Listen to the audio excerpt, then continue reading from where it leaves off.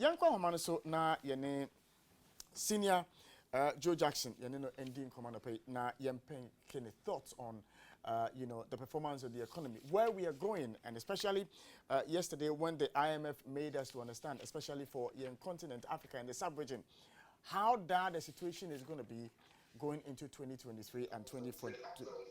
It's good to have you on the show this morning, sir. Good morning and I shout out to all your listeners.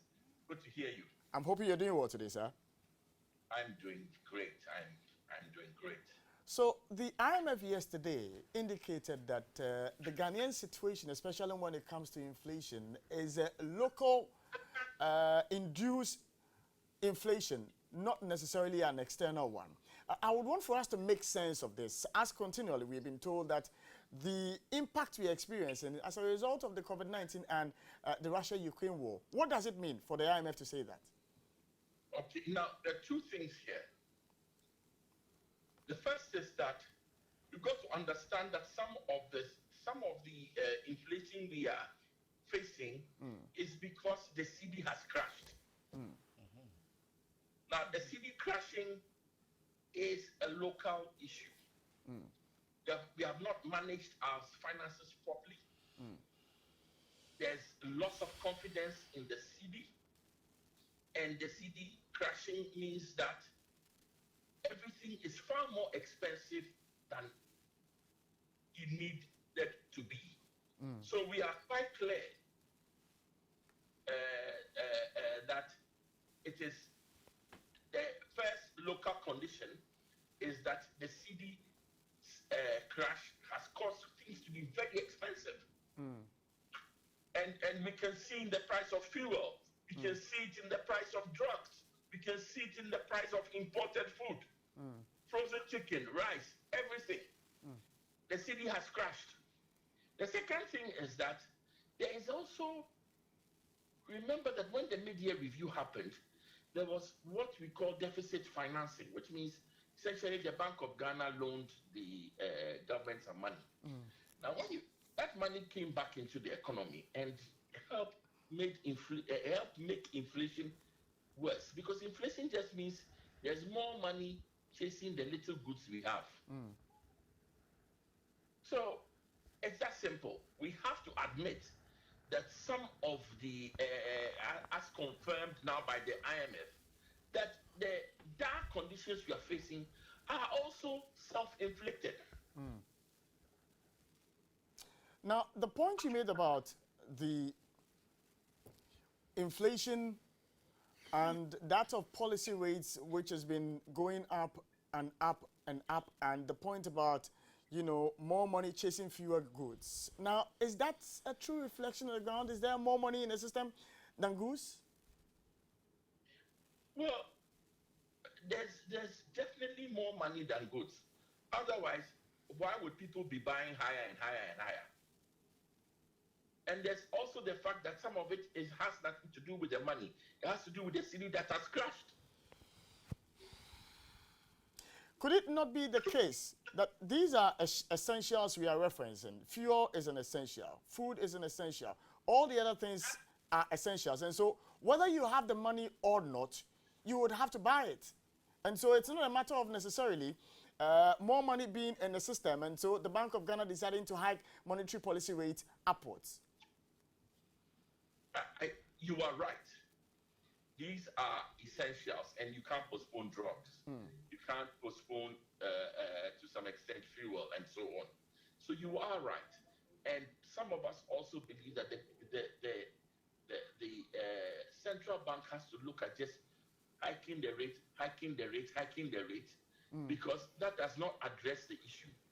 The issue really is that the cedi is our problem. How do we restore confidence in the cedi? To restore confidence in the cedi, the government has to signal that it is serious about taking the hard decisions about its debt and the ability to repay its debt. Those hard decisions need to be set. So increasing the policy rate does not solve a problem where it is really government action that will help solve the problem. And the government one, we are serious about taking the hard decisions. How does it signal that? By taking, first of all, the first signal is that reduce the size of government. Reduce the size of government so that people will see that Ghana is serious about tackling its problems. Sometimes it's not even whether the size of government will increase the amount of money available significantly or not. It is just that you've got to do something to show that we are serious about tackling the problems. But hasn't government given this indication by cutting down in terms of fuel allocations, travels, and salaries of its staff? When you have so many ministers, appointees, and the like, you see, it is not so much as reducing it for the large numbers. It is about cutting it. I'll give you an example. Cote d'Ivoire, they faced similar challenges. They cut the size of government. They had over 50 ministers. They reduced that to about 37. That is a signal to the market that we are prepared to do the things that are required. Why do we have so many ministers for transport in various flavors and various forms? Roads, railways, aviation, and so on and so forth. Why do we have so many deputy ministers? Why do we have so many appointees and special advisors? Those are things that you've got to look at. I've heard calls about maybe we should make a scapegoat of our Minister of Finance. I'm saying that it is not the changing of guard that matters. It is the changing of policy. When you look at the UK, and we always give an example of the UK, in that Kwesi Kwarteng, who was the Chancellor of the Exchequer, he was removed. His removal is not what brought sanity into the markets.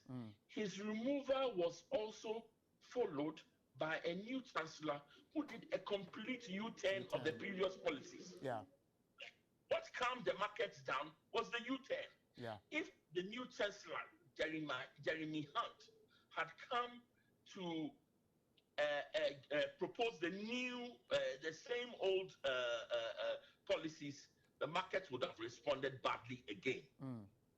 What we need is not a changing of guard. It is a cutting down of the guard. What we need is not just a changing of personnel. We need to reduce the number of people in government. Now, let's talk practical. So it's all a question of, because the budget is just purely a matter of government's expected revenue and then government's planned expenditure. So there are two equations we are looking at. So in terms of revenue mobilization, the government makes an attempt to want to achieve this, says would introduce e-levy.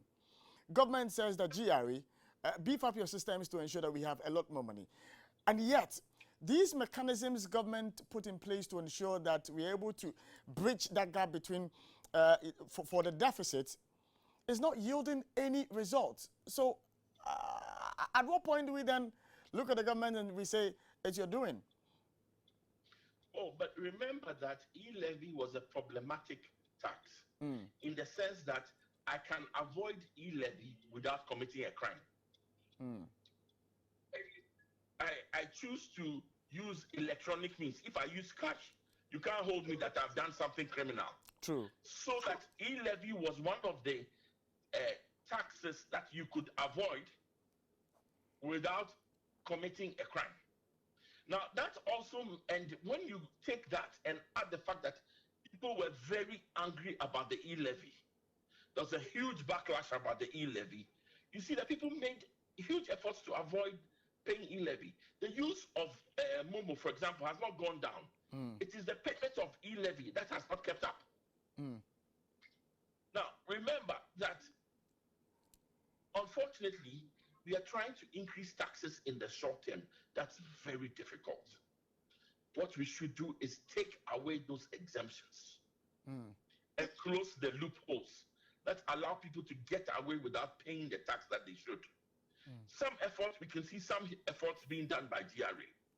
We also have to accept that in the dire situation that we are, holders of government bonds and government treasury bills may have to take a haircut in order to bring government revenues into a balance. When you look at two items on the government expenditure, salaries and servicing of debt, it is over 100% of all the money we have been earning to date. We can't reduce salaries. So maybe holders of government paper must take a hit so that government can signal to the market again that it is reducing expenditure. It is about signaling to the market in a concrete form that you have changed your behavior, that you have changed your policy, that you are looking in a new direction because of the crisis we are facing.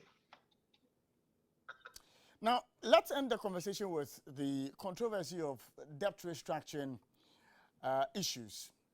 Now, people have been asking the question, do we restructure our local debts or we restructure our external debts? Which of them should be our immediate focus? For instance, if our talks with the IMF yields any results and then by November, December thereabouts, this 3 billion we are talking about surfaces. Can I respond to this by telling you a little story? Please do. I owe money.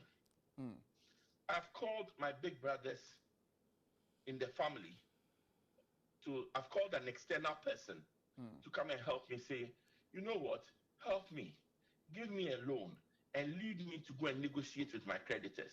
An external person says, but you also owe money within the family, to your cousins, to your brothers, and to other members of your family. Wouldn't it be right to say that, go and negotiate with them to give you some breathing room before we go to the outsiders to ask for breathing room? Boss, are you with me now? I get your point. That we are in dire straits. We are members of the family. We are Ghanaians who have bought this paper. If we say we want to restructure, why should somebody sitting outside who gave a sovereign loan also restructure?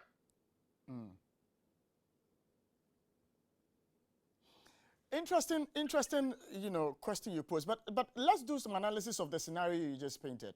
So, yes, the local economy, which has people who have invested in government bonds, which has contractors who are owed by government, which has businessmen whose monies are with banks, for which these banks have also done some business or lent some money to the government. It affects the local economy if the government restructures and defers the payment over a period, because these are people's businesses we are talking about, which may collapse and lead to unemployment. As compared to bonds which have been issued from external sources, which has come into the local economy, not necessarily because it's been used for, profit-yielding businesses in the country, but to service the local consumption issues we are always talking about. Which is more essential now? Okay, I will also again respond by asking you another question. When you were going to borrow money from outside, do you think the person who is outside cares about how you're going to borrow money? You just said, give it to me and I will pay. Now, we all admit we haven't managed our affairs well. We all admit we've borrowed too much. You all say we need to go to them and ask for help for them to restructure, which means they will lose money. And we say the people who borrowed, and whether we like it or not, it was borrowed in our name. Yep. By a legitimate government we have elected. We say we don't want to take any pain, but they should take pain. My brother, that can't be fair.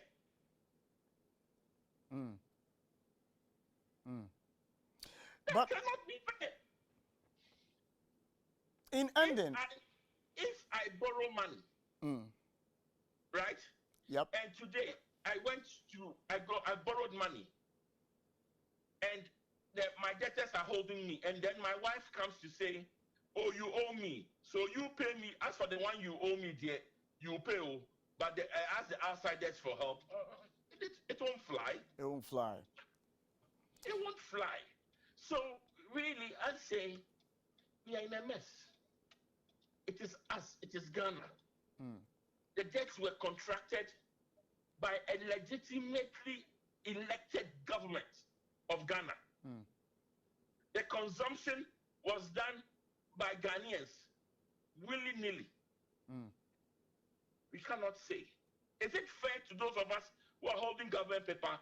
A definite no, it is not fair. It is not fair at all. It is an additional tax. But do we have a choice if we want to get out of this current mess? No, we don't have a choice. Senior Joe Jackson, I will thank you for making time to speak to me this morning on the show. Thank you too.